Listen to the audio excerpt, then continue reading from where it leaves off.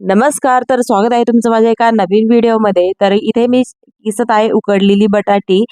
हे कशासाठी ते तुम्हाला पुढे सांगतेच. तर हा व्हिडिओ आहे महाशिवरात्रीच्या दिवशीचा.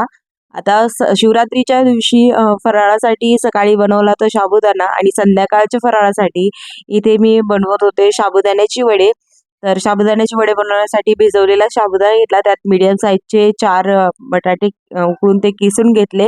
त्यानंतर त्यात हिरवी मिरची वाटून घेतली, ती घातली, चवीनुसार मीठ टाकलं आणि भरपूर शेंगदाण्याचं कूट टाकून आता हे सगळं जे आहे ते मी एकदा मिक्स करून घेते आणि थोडंसं पाणी टाकून ना याचा डो तयार करायचा आहे. तर जवळपास एवढ्या याच्यासाठी मी 3 वाट्या इतकं पाणी घातलं होतं.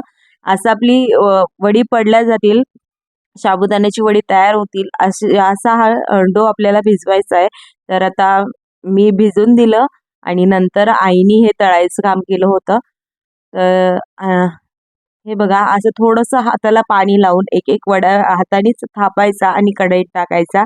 तर आम्ही फराळाचे पदार्थ जे ते शेंगदाण्याच्या तेलामध्ये किंवा तुपामध्ये बनवत असतो. तर आज शेंगदाण्याच्या तेलामध्ये हे वडे जे ते तळल्या जात आहे. तर असे आलटून पालटून क्रिस्पी होईपर्यंत आईने हे वडे जे ते तळून घेतले आणि या वड्यांसोबत आईने बनवली होती आंबट गोड शेंगदाण्याची आमटी. त्याची डिटेल रेसिपी मी फुल ब्लॉगमध्ये तुमच्यासोबत शेअर करत आहे.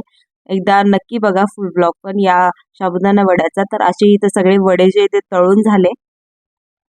आता आई एक एक बॅच तळणार आणि मी सगळ्यांना जे फराळासाठी वाढून देणार.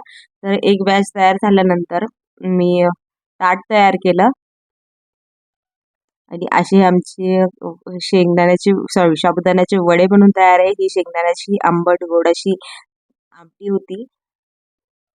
याची रेसिपी मी तुम्हाला फुल ब्लॉगमध्ये शेअर करते. डिटेल ब्लॉग येणार आहे आपला साबुदाणा वड्याचा. त्यामध्ये आमटीची रेसिपी तुमच्यासोबत शेअर केली जाईल. तर असं हे आमचं फराळाचं ताट बनून रेडी आहे. व्हिडिओ आवडल्यास व्हिडिओ लाईक करा, शेअर करा, चॅनलला सबस्क्राईब करा. चला तर आपण भेटूया पुढच्या व्हिडिओमध्ये. तोपर्यंत बाय.